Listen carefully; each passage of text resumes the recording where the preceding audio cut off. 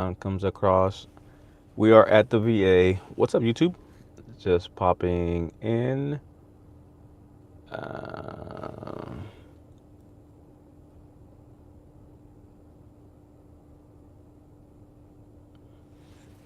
Hope everybody is well.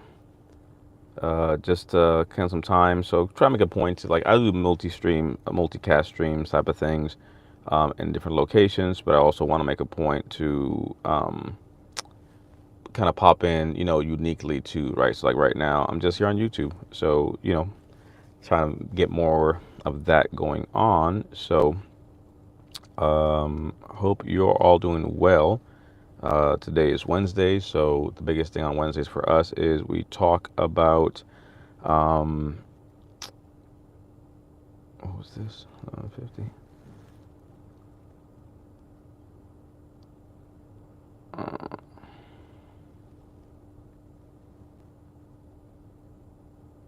okay, weird.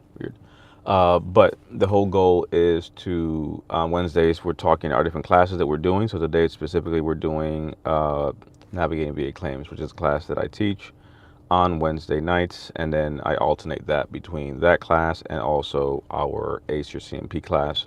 So, the goal is to pop in like this as well too, and kind of make that a thing where, having the bell notification on, etc., would be helpful. But then secondary to that, also I'll start scheduling some things too, so you kind of see that. So playing around with like afternoon time frames, different times to do these lives. So just seeing kind of what works in different platforms, right? So, but right now, just hanging out here on YouTube. So the biggest thing is just sharing kind of things that we're doing. We're bringing on somebody, so that's pretty nice. So I would encourage anyone out there, if you haven't joined our newsletter, definitely do that. That newsletter goes out every 2 weeks. It's not spammy. It's straight to the point information that can help you in doing your thing. So I would highly recommend it for sure. The link to our newsletter is in my bio page here. So there's like a link under my main page, and you'll be able to join our newsletter. It comes out every 2 weeks, and the biggest thing about that is that it gives you tactical information. So the last one was denials, different reason for denials, etc. So you're not spamming you. It's a quick read, about maybe 2 minutes or so. So that's the biggest thing as far as how that goes. What's up, Anders? Um, but yeah, so that's how we do the business of those newsletters. So I wanted to at least put that out there. Um, but yeah, just hanging out for a little bit and making my little pop-ups here. So at the VA, waiting for my bet to have to do a thing. But let's see, retired 2 years ago. Good to see you here sharing VA info. Awesome. Appreciate you, Anders. Yeah. Here, I'm trying to make a point. That's kind of always ranting off a little bit there, but trying to make a point to do more of these pop-ups for YouTube specifically. I'll start scheduling things too, because again, people are doing stuff, and then randomly you pop up. People might be busy, you might miss it. So, making a point to start scheduling some of these lives too, and just testing it too, like to see how the morning does versus afternoon versus evening. So other platforms sometimes tend to do better, like later in the evening. Shorts you can kind of go through very quickly. So, just really kind of seeing kind of what works, but definitely excited for that as far as the things that we're doing. So just testing some things out, but our newsletter, that link's in my bio. Definitely make a point to jump on that if you have not as of yet. It is pretty solid. It goes out every 2 weeks. The last thing we talked about was denials. Tonight we're doing navigating VA claims. So it's a basics class on the basis of VA claims. What are VA claims? Sharing some insights on that, kind of how we help vets and do things, and then the Q&A. So our Q&A, we can spend some time there answering questions. There are things here that, on social media, certain things get really frowned upon, as far as like things are said, like I can't make an inference on your financial status or your medical history or disability. So these can be construed sometimes as harassment or discrimination, oddly enough. What's up, Destiny? So that's one of the things there where, like, making a point to answer questions, but sometimes knowing that the things we're talking about VA claims related might be a little too sensitive because of like how am I saying something. So like I explain things very much like using examples, if you were this, etc. So what I mean, I've seen that become an issue, more so because of how I kind of go about it. So there's that part. Um, prior to retiring, one of the E9s came back after finishing a process, shared his experiences. Any good experience that helps. I've never seen this subject in live chat, and it's good too. Yeah, and that's the whole thing too, right? Like that's why I like to kind of pop in because, sadly, I mean, the algorithms are the algorithms, right? But we're talking about VA claims. I alternate a class that I do live. One being navigating VA claims, so we're talking about the basics of VA claims, and another one being acing your CMP, which is another class that I do. So I alternate them Wednesdays. But even for like our transitioning service members, we put together a whole course for them, a BDD, VA claims course, navigating BDD claims. And it's been very, popular with veterans because they have the ability to not only go through the content and subject, but also, do it at their own pace, right? So it's not just a crash course of information, but it's all laid out, resources, things are there. That's also in the link in my bio, the navigating BDD claims. So, yeah, we have to talk about these things. I think it just really helps, for awareness, right? If you don't know what you don't know, you end up in a situation where it's like, man, what I mean? I wish I would have known this before, or this would have saved me this headache or that headache, right? So I like teaching. I like doing live things. The biggest issue I have here on YouTube, I always say, is I just can't do the thumbnails. I don't know what it is. Like that's my biggest hang up. I can do this stuff freaking with my eyes closed. In a sense of just, putting content together. Like you see some of the videos I have up, I'll share the things, I'll talk about that. Tonight I am talking about the mental health proposed changes, sleep apnea, and tinnitus as well. But cutting videos about pertinent things, questions that come up, which is great. But then I got to do a whole title, and it has to be kind of hooky to get people to click on it. And then you look at other channels, and other people talk about this stuff, and then the thumbnail thing. It's too much. You know what I'm saying? Like I don't know what it is, but like my mental, you know, exhaustion of having to be like, crap, let me go make a thumbnail that doesn't look like the previous one, it looks like the next one. It's always a thing. I prefer sometimes other platforms because of that. I can just, post a thing and let it be what it be, right? But making a concerted effort, right, to show up here more often on YouTube and start creating more content. So kind of getting into a rhythm because I post at least, multiple times a day across social, but here again, like I'm in that weird space where some of my shorts and reels are a little longer than a minute. They're supposed to be doing an update here to where now shorts should be about 2 minutes and a half. So that's going to be great because I usually am in that range of like a minute and a half to 2 minutes and a half. So a 60-second reel to me sometimes is, outside like a meme, it's difficult to get a lot in there.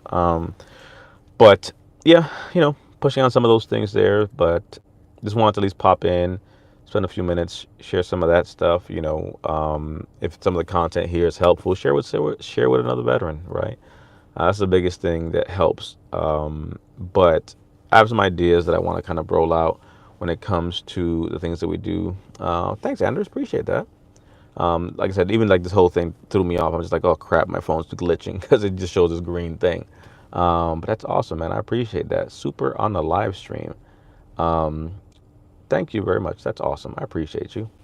But yeah, like even things like that, like it just, what I mean, social media is amazing with the things that you can do, right? And virtually meet people where they're at, and things like that. So it is appreciated. Thank you. So yeah, definitely looking forward to the things that we're doing. So I want to try out. But I think scheduling some lives and then having topics, because when I do these lives, I tend to just kind of go Q&A. So as people ask questions, I just kind of answer them. But I think having more dedicated also lives, like here's a subject. The only issue that I have at times with trying to teach something like on social is that people kind of pop in, pop out, pop in, pop out. So you have a lot of the, hey, here's my question. Hey, did you cover this already, right? So trying to get through, a subject matter, I have to kind of make it like short topics, right? Because I end up, I have to inevitably repeat myself many a times because I just went over mental health PTSD. 2 minutes later, so I'm like, hey, I have a CMP for PTSD. Any tips? Say the same thing again. I get done with that. Somebody else pops in. Hey, good question. PTSD, I have a CMP coming up. Any tips? And it's just like, so people who sit on the whole live when I do them, they're like, I don't know how the hell you do this stuff because you literally keep answering it like a broken record, without, any like attitude or anything. I'm like, no, because that's what it is. I understand that, hey, you catch it when you catch it, you tune in when you can tune in. And obviously you have a question and now you have a point to ask it. So I get it. But conversely, it's one of those things too where,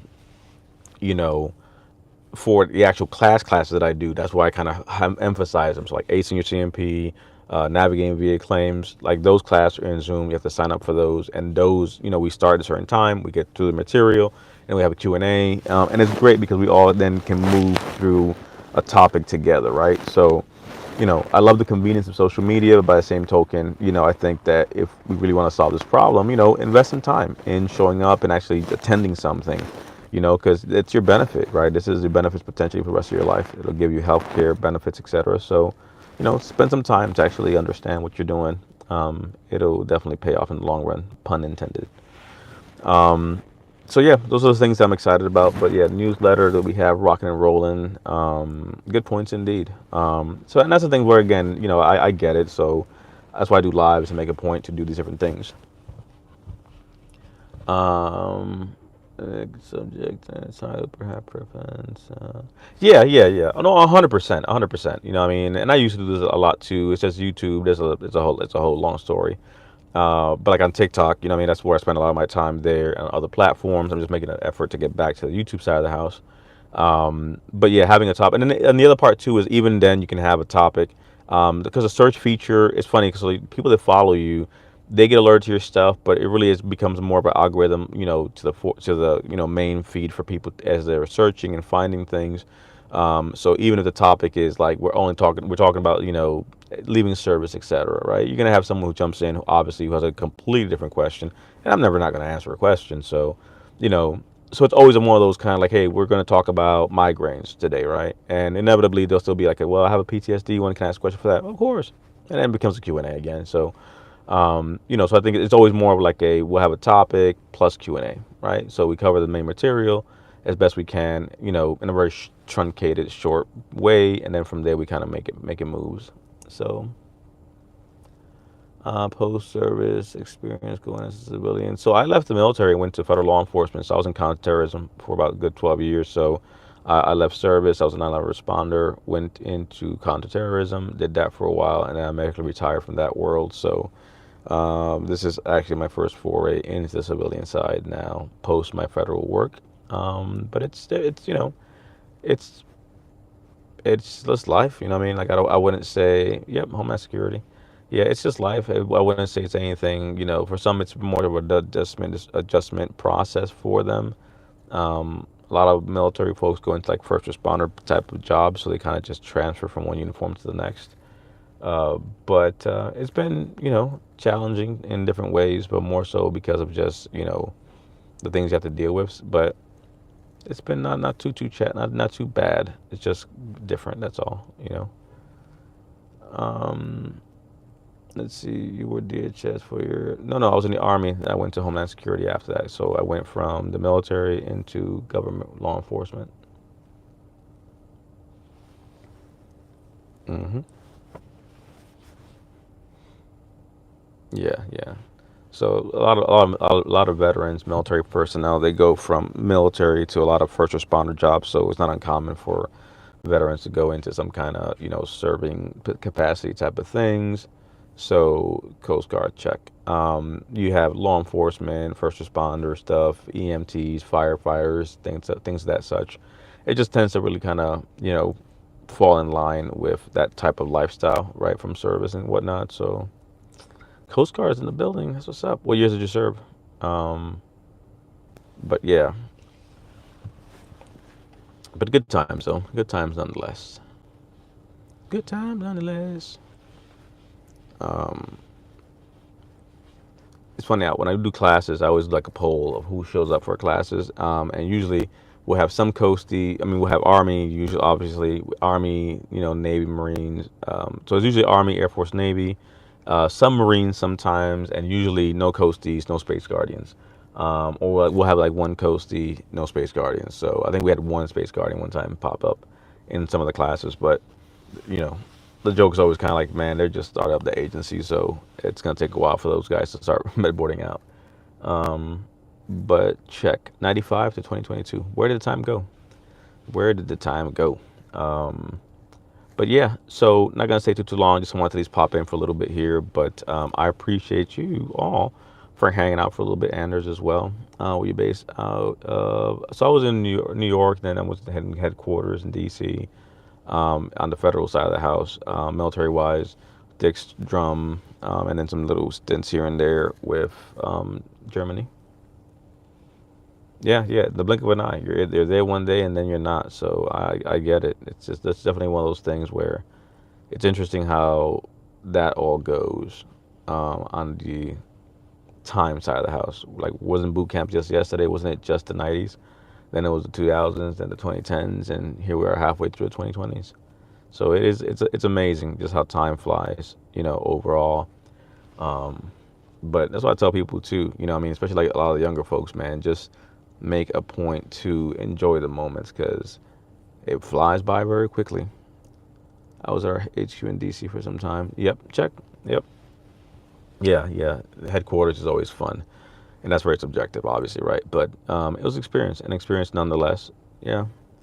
Only saw New York when we were deployed to Lower Manhattan the day after. Yeah, I was in Ground Zero. I was in New York City, September 11. From September 11, I was there 20 minutes after the towers fell, all the way to March of 2002. And then I spent a lot of time in there with the chaplain corps, kind of going around. So I was there for that whole duration. So that's what I was saying. So for me, what I'm saying, I was in the Army National Guard in New York at that time, and we were there, responded, all that stuff. Then from there, deployments came, all the things came, and then I went on to become an air marshal. So that whole space life of those events, was part of my entire kind of, identity at that point, right? Because I was going to school down the block from the Trade Center too at the time. I was in college. And then, everything went left and obviously, post 9/11 situations. And then after that, went into the Homeland Security and that was a thing. So, yeah, it's interesting. You know what I'm saying? How just life, goes. And then fast forward, I had to medically retire because of my disabilities and all the things I was exposed to and things that I have issues with, etc. So medical retirement eventually ensued. So there's that part. But crazy how time flies. September 11th was just the other day, and here we are, a quarter century forward, which is crazy. But some good times though, nonetheless. Amazing time seeing folks, kind of come together, band together. So people that were there, like you saw, obviously being there.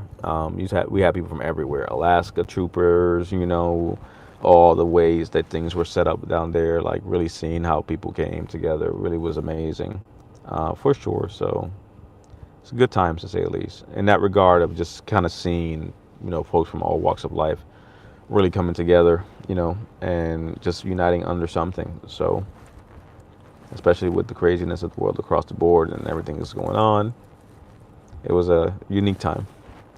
Unique time. So, how long were you there at Ground Zero?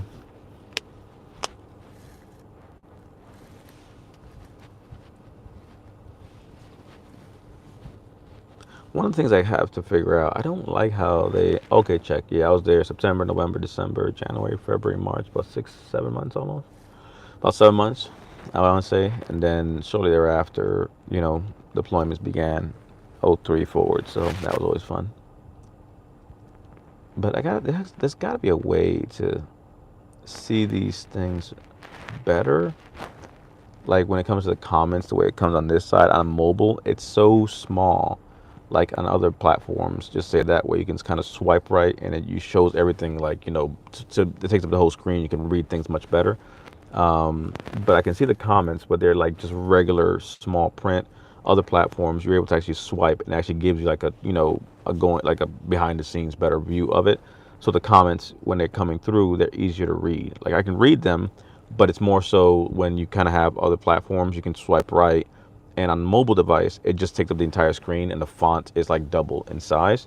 So it makes it easier when you're having like a slew of comments, you want to catch up and see things, whereas here it kind of cuts off. So it's always weird to me how that's not a thing.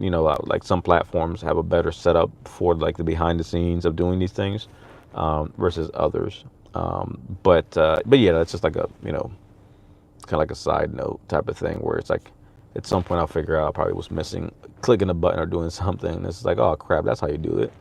Um, but no, that's dope. See, chat filter, don't need that. Don't know what this is. Oh, highlights, check. Good voice calls. Discuss anything related to me. I think there's a way to do that. Yeah, I think there's a way to. Oh no, so I'm good. I actually run a company, and we actually help and work with veterans specifically. I'm just literally here, just kind of popping in across all our socials per se, and doing stuff like that. But yeah, voice calls, Zoom calls, live calls, we do all that stuff. So for sure.